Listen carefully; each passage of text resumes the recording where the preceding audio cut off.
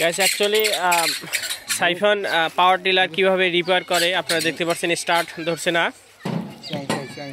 এবং মেশিনের নামটা হচ্ছে চ্যাংচাই। এটা কত হর্স পাওয়ারের? আপনার হর্স পাওয়ারের এটা হচ্ছে 20 হর্স পাওয়ারের একটা মেশিন আপনারা দেখতেই পাচ্ছেন। এটা স্টার্টিং প্রবলেম, তার জন্য সব কিছু চেক দেওয়া হচ্ছে।